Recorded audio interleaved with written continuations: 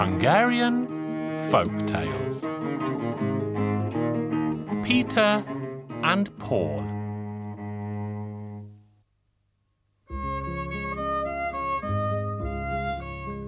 Once upon a time, there was a poor man. He was as poor as a church mouse. Children, he had many though, but apart from them, he had nothing but a single cockerel. Next door to him there lived a rich man. He was so rich that he had absolutely no idea of all that he had. His yard was full of hens, cockerels, and fine farm animals.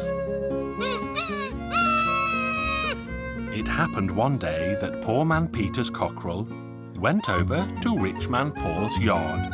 The cockerel went over to the hens because he was so bored all alone in Peter's yard. The rich man, greedy Paul, saw this and he said to the poor man, "Listen here, Peter. Do something with this cockerel. Either kill it or sell it. But get it out of my yard, otherwise I'll batter it and it'll be of no use to you anymore. I don't want it to come over to my yard." Poor man Peter was desperate. What should he do? He thought hard. He'd kill it and cook it for his children, but his children had never eaten meat in their lives before, and they would get used to the taste of meat and want it at every meal. Oh well, he thought, I'll take it to my master and give it to him as a gift. Maybe he will give me something in return. So he did just this. And his master said to him, "Hey, Peter, you're a poor man with many children. Wouldn't you have been better off cooking this cockerel for your children at home?" "No, sir," said Peter, "because we're so many at home, there are so many children that one cockerel would never satisfy them all.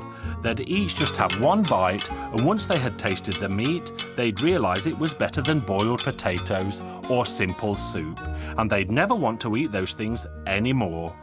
They'd always want to eat meat." "All right, Peter. We'll roast this cockerel for dinner today, but I want you to be here to serve it to us." The master had 2 sons, 2 daughters, and a wife. So they were 6. Peter went to their house at midday when dinner was going to be served. There was the roast cockerel on the table. Peter thought hard and began to carve. He reasoned thus: the master and the lady of the house are the head of the family, so I'll cut the head and the neck off for them. I'll give the 2 wings to the 2 young ladies so they can fly off with more ease when it comes to marrying. The young masters will get the 2 feet so they can run better. And I, poor devil, will make do with what is left. This way he himself had the bulk of the cockerel. The master rewarded Peter for his wisdom. He gave him a horse, a cart, a plough, and everything to go with it, as well as some land to farm as his own. He told him to run his own farm and grow rich on it. Rich man Paul got word of this. He was ever so envious. If his neighbour had been given so many things for one single cockerel, how much would the master give him for 5 cockerels, he wondered. Rich man Paul finally made up his mind to take his 5 cockerels to the master. He was so envious. He gave them all as a gift. The master said to rich man Paul, "Listen here, Paul, we'll roast these 5 cockerels for dinner today. I want you to serve us at table. If you fail to divide the roast justly, I'll have you whipped 50 lashes. But if you manage to divide it well, I'll reward you richly."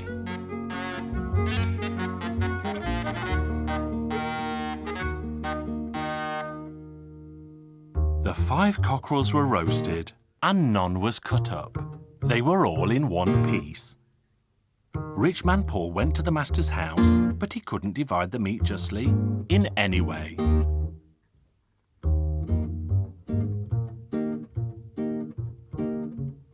Then the master said to his servant, "Go and fetch Peter."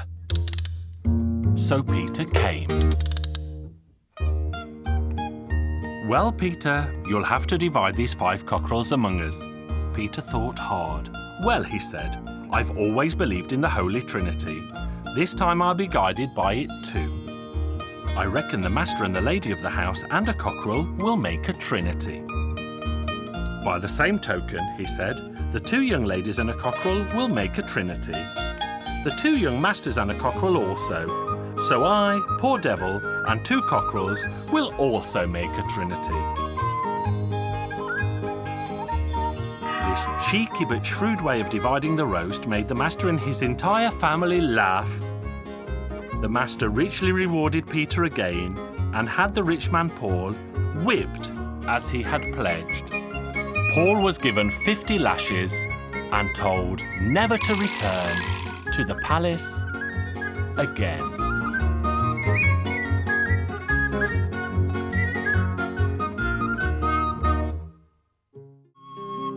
Hungarian Folk Tales. 7 at 1 blow.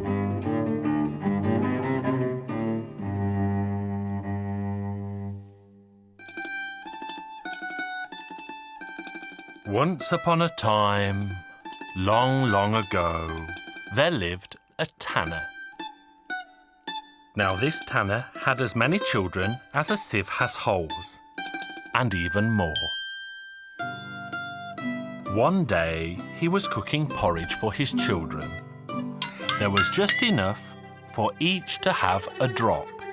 It was hot, it was summertime, and a swarm of flies flew in through the window. And this sent the tanner into such a rage that he lifted his hand and brought it down hard on the table. He managed to get 7 of the flies at one and the same time. So he thought to himself, am I not a true and gallant knight to hit 7 at 1 blow? He made for himself a sign, and on it he wrote, 7 at 1 blow, and this he wore around his neck. Off he went to seek his way in the world, and eventually he came upon a well deep in the forest. So he lay himself down and slept. Just then came devils to sup from the water. One of these devils saw him and said, now this is a true and gallant knight. He's not a man to battle with.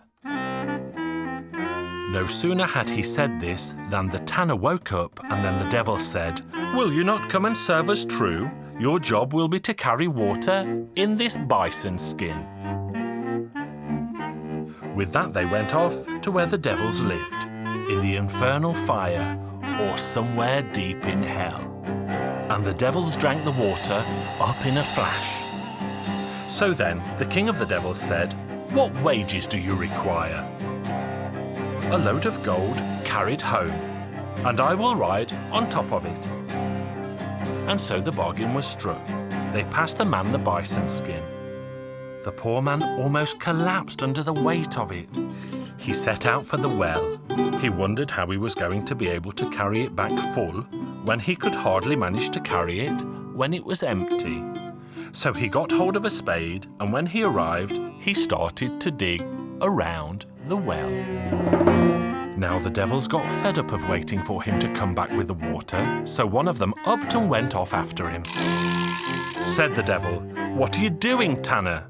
I'm not going to come here back and forth and fetch water for you all the time. I'm going to bring the whole well in one go. No, don't do that. You see, my mother is blind and she's going to fall into the hole. I'll fetch the water for you. You fetch wood from the forest instead. And with this, they started off back. Then the devil led him to the forest to show him how much wood he had to gather up and bring back.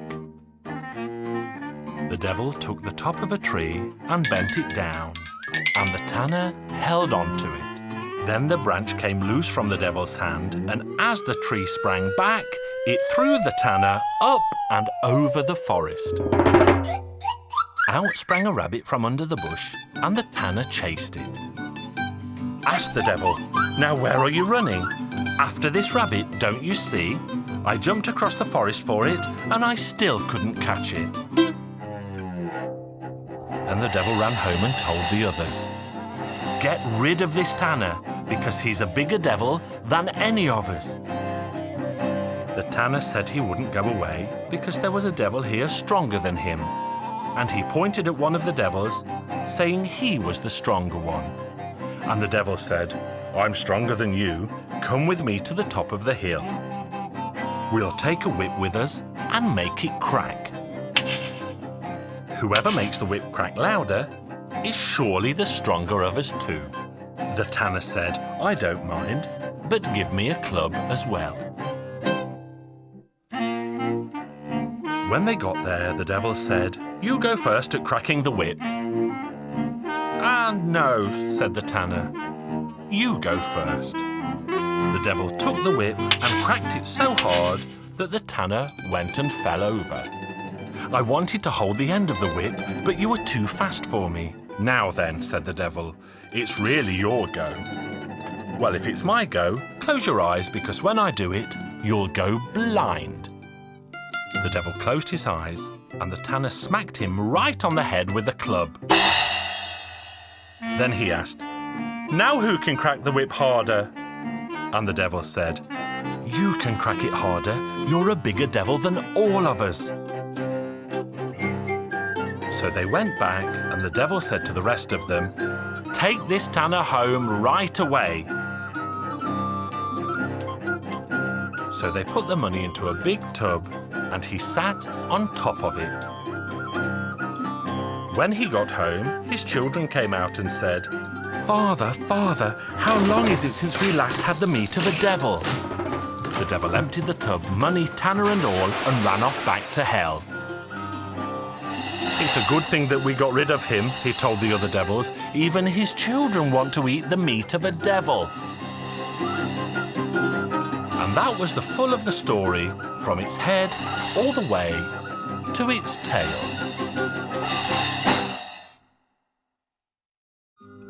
Hungarian Folk Tales. The Prince Who Turned into Stone.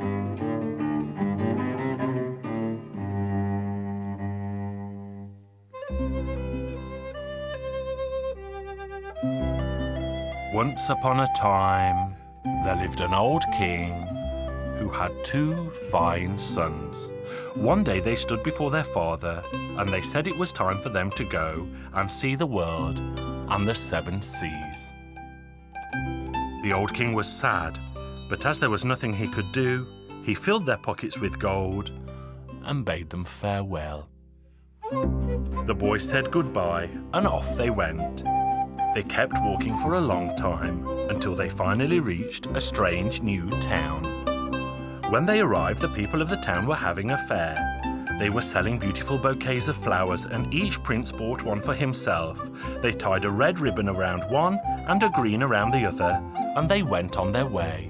Suddenly they came upon a man with a huge beard. "Which way are you going, old man?" "I would like to sell these animals here," he said, "if only there was someone to buy them."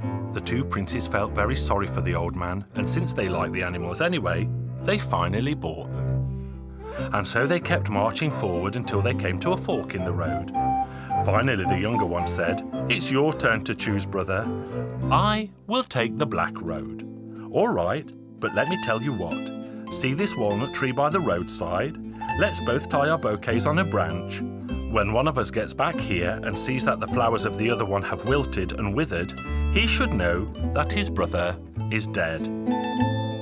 They did so and went their separate ways. The older brother kept going until he arrived in a town.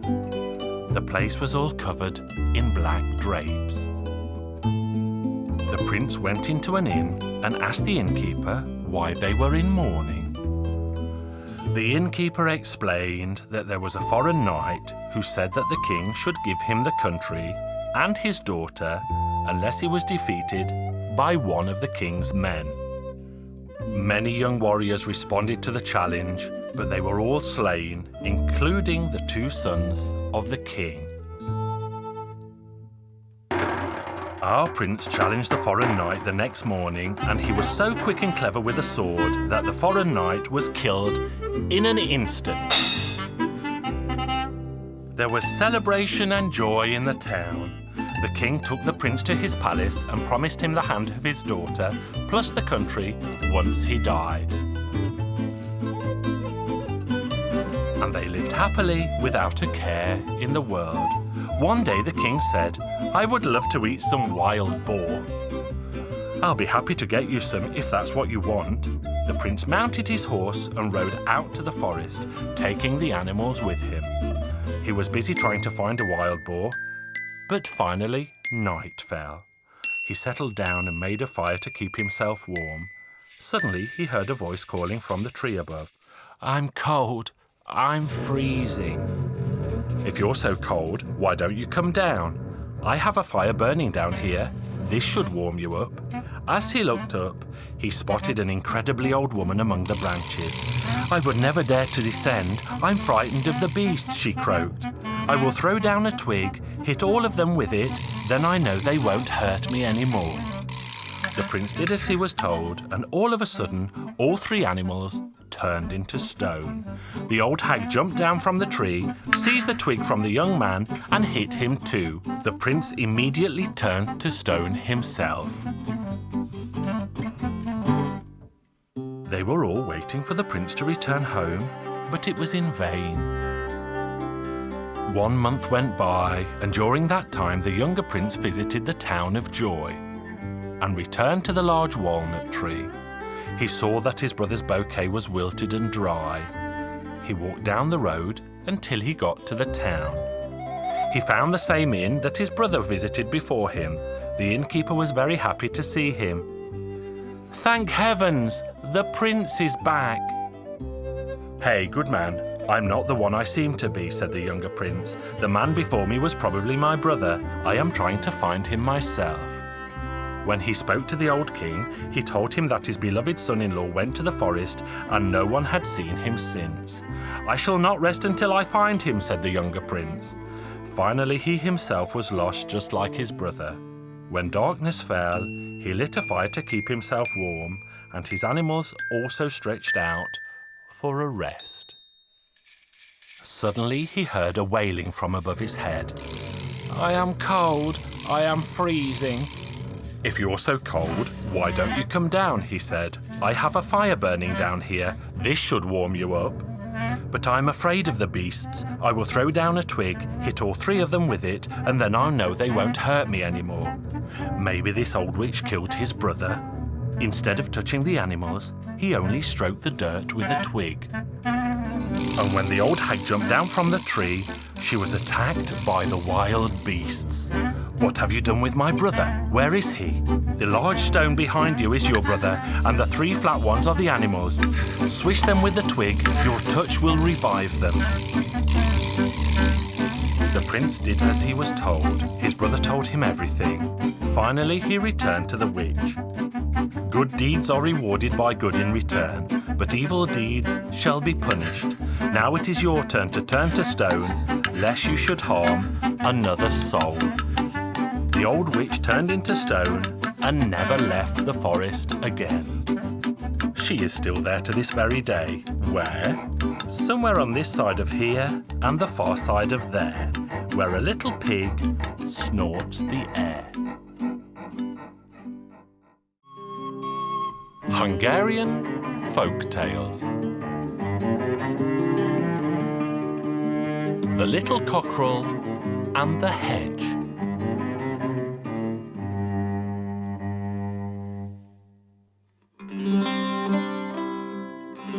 Once upon a time, a little cockerel went out under the hedge to scratch around.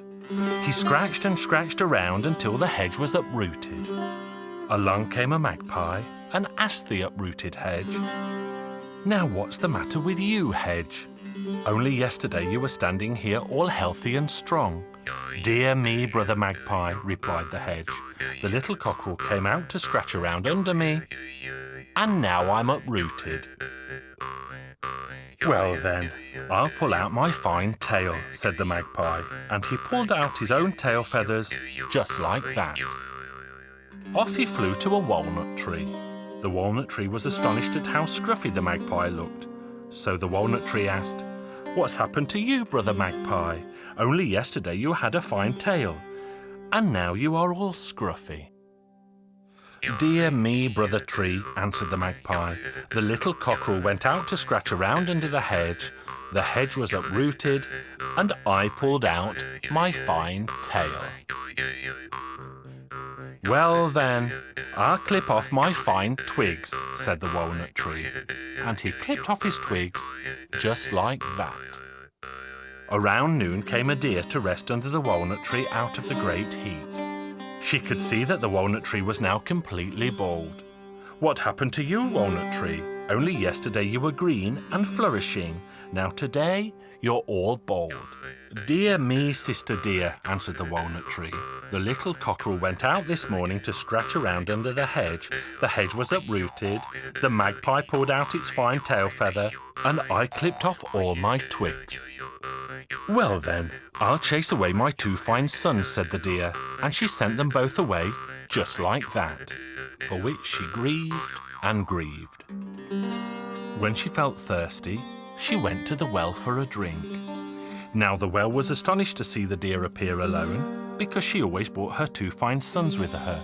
So the well asked, "How is it you are on your own today, sister dear? Where have you left your 2 fine sons?" "Dear me, Brother Well," said the deer, "the little cockerel went out this morning to scratch around under the hedge. The hedge was uprooted, the magpie pulled out its fine tail, the walnut tree clipped off all his twigs, and I sent my 2 fine sons away." "Well then, I'll turn my fine wine into blood," said the well. And so he did. Now when Sarah, the serving girl, went to the well with her pail, she asked the well, "What's this, well?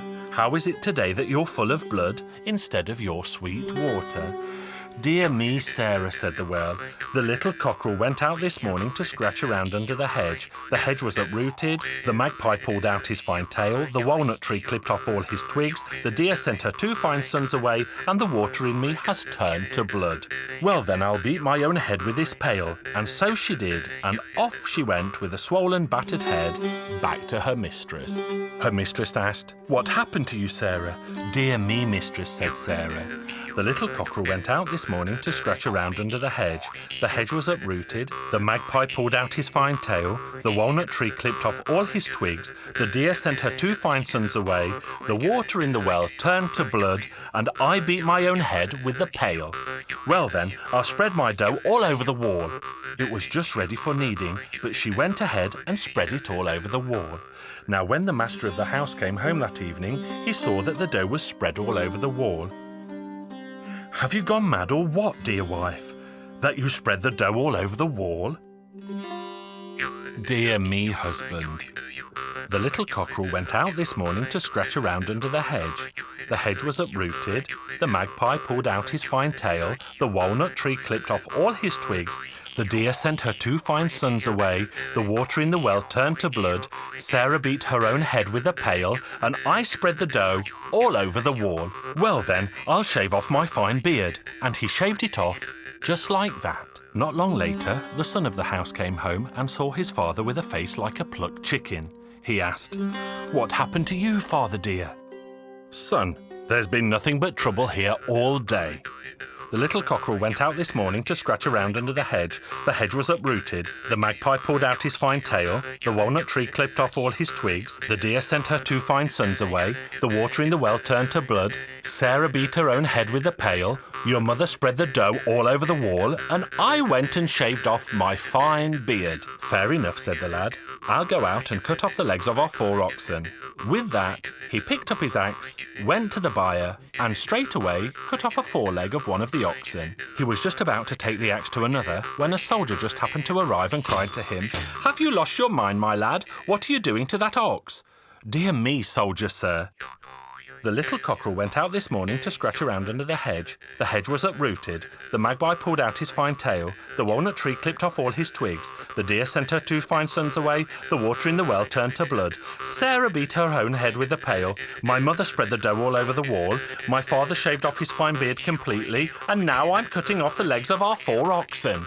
Only when the moon turns green, shouted the soldier, and gave the lad such a beating with the flat of his sword that it was all he could do to stagger back into the house. The soldier drove the oxen off to the fair and sold them. With his time served as a soldier, he was free to marry, and from the oxen prize he threw a great feast of a wedding, and they all lived happily ever after.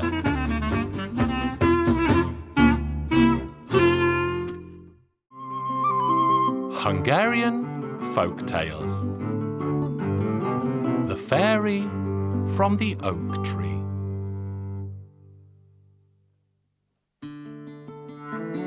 Once upon a time, many years ago, there lived the son of the Green King.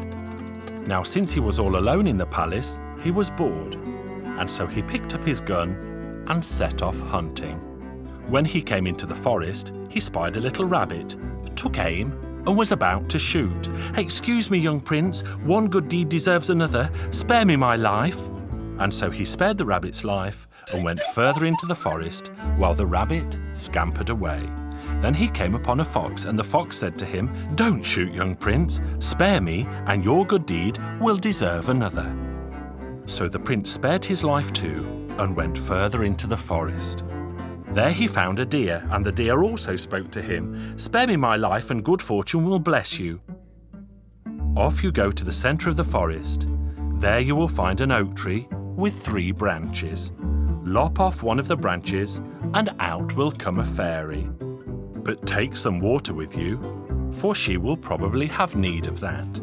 So off he went, and he came upon the oak tree, and he lopped off a branch, and a beautiful fairy appeared. "Water, water, please. I need water." The young prince dashed to help, but dropped his flask, and all the water spilled out. The poor fairy died there and then. All he could do was to take her in his arms and carry her home and bury her. Time passed, and the prince set off hunting again, and he came upon the fox.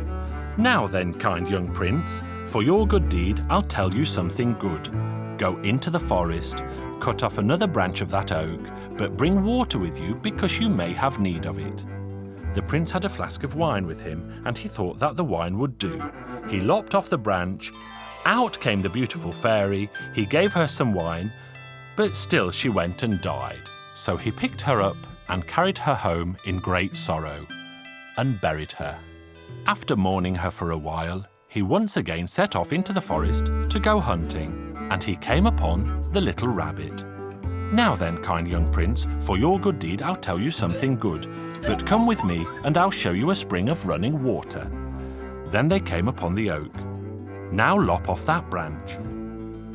And once again a beautiful fairy came out of the branch and cried, "Water, water, I need water." The little rabbit took the beaker, gave it to the fairy, who drank deep from it, and this time did not die. She then knelt before the young prince and thanked him for freeing her from the oak tree. They embraced and kissed. So now all 3 of them set off home. On their way to the palace, they came to a well and sat down beside it. There the fairy spoke. "I dare not go into your palace wearing fairy clothes. Please go home and fetch me some new robes." Now there was a willow there, and she climbed up into it, and a witch arrived to draw water. She glanced into the well and saw a beautiful fairy. She gazed and gazed but couldn't see anyone in the water. Finally she saw the fairy up in the tree. She called out to her and asked her what she was doing up in the tree. The fairy explained everything to the witch. And what did the witch do but seize hold of the fairy and throw her into the well, and the fairy changed into a beautiful golden fish. Then the witch set off home and fetched her own daughter to the well and made her climb up into the tree. Soon the prince came back carrying clothes. He saw the little rabbit and asked him where the girl was. "I went home to have a bite and a sup, and when I came back, she was up in the tree." So the prince looked around and, right enough, there was a girl in the tree. "Down you come and put these clothes on." And when she came down from the tree, he saw her face, and it was ugly now, when before it had been so beautiful. "Oh, dear prince, I was struck by the rays of the sun, and they changed my face." So the young prince went ahead and gave her the clothes to change into, because he thought she was the fairy. And he took her back home to the palace. One day the witch came to see her daughter, and when she was there she said, "I went by the well, and there I saw in the water a fine golden fish. Now what you have to do is pretend to be ill and tell the prince that the only thing that will cure you is if you have the golden fish caught." The prince would do anything for his princess. So the golden fish was caught and cooked, and she ate some and was cured. A single scale fell from the fish to the ground, and out of it there grew a beautiful golden apple tree, which burst into flower every evening and grew apples by noon the next day, which the fairies came for in the evening. Once again the witch went to see her daughter. "What's going on here? You'll have to have that tree cut down, or else they'll know that you're not the fairy." So the young queen said to the king, "We have no use of that apple tree. Cut it down so that we won't ever see it again." Now nearby lived a poor man, and he was the one who cut the tree down. And when he was chopping it up into logs, a small chip flew off, and he put it in his pocket and took it home with him. The following day, the man, his wife and daughter went off to work for the king. They set off so early that they had no time to sweep the floors or make their beds. But in the evening, when they got home, they found that the house had been swept clean and all the beds were made. And they wondered who could have come to their house. On the next morning, they set off to work again. But they left behind their daughter, who hid herself. What did she see but the fairy pop out of the chip of wood and start sweeping the house? Then the daughter took tight hold of the chip of wood to stop the fairy returning to it. So that was how they caught the fairy. And the two girls went off to work at the king's court. There they took turns in telling stories. The king asked, "Now tell us another one about what you saw and did in your life." Once upon a time there was a young prince, and one day he went hunting, and he met a little rabbit, a fox, and a deer. "For I am the fairy who the young prince set free from the oak tree." And the prince embraced his fairy tenderly. He had the witch and her daughter tied to a horse's tail, and the prince and the fairy from the oak tree lived happily ever after.